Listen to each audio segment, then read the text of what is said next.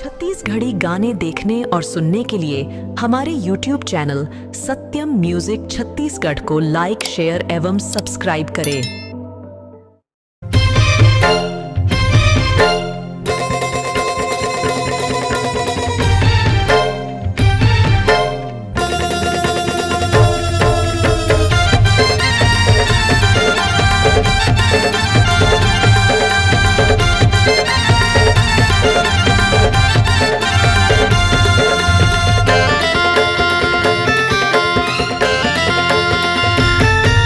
सुन संगवारी गोरी दीवानी, सुन संगवारी गोरी दीवानी, मोला तिरमा बला थे जी। धरे हवई कलिंदर के चानी, ओहा मोला ललचाथे जी। धरे हवई कलिंदर के चानी, ओहा मोला ललचाथे जी। सुन संगवारी गोरी दीवानी, सुन संगवारी गोरी दीवानी, मोला तिरमा बला थे जी। धरे हवई कलिंदर के चानी, ओहा मोला ललचाथे जी। धरे हवई कलिंदर के चानी, ओहा मोला ललचाथे जी।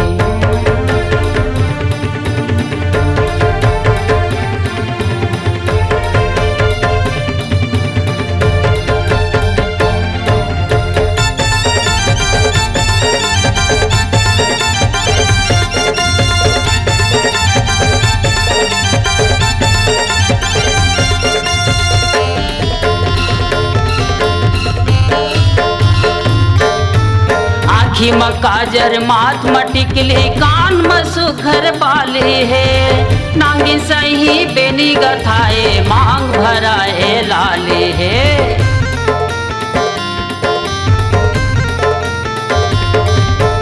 आँखी में काजर, माथ में टिकली, कान में सुखर बाली है।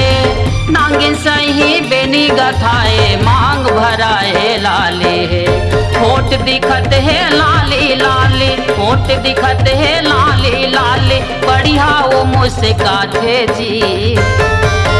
धरे हवई कलिंदर के चाने, ओहा मोला ललचाथे जी। धरे हवई कलिंदर के चाने, ओहा मोला ललचाथे जी।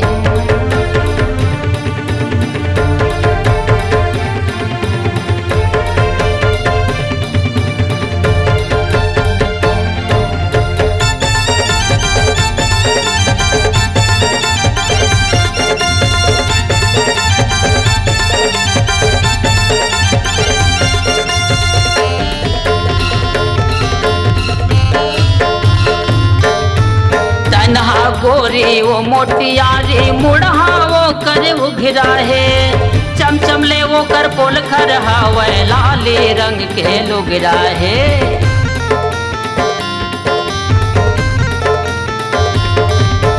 तन्हा गोरी वो मोटियारी, मुड़हा वो कर उघरा है। चमचम ले वो कर पोल खर हवै, लाली रंग के लुगरा है।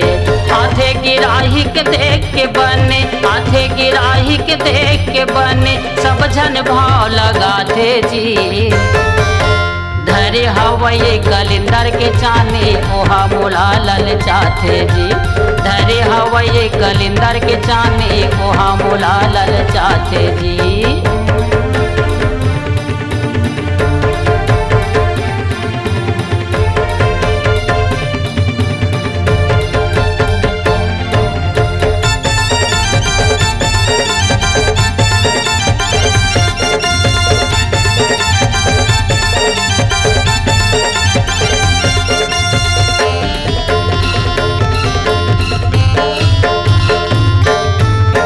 के बेचत बैठे हवै मोर गाँव कौड़िया के हटरी माँ। लाली लाली चानी हवै, दूठन धरे है गठरी माँ।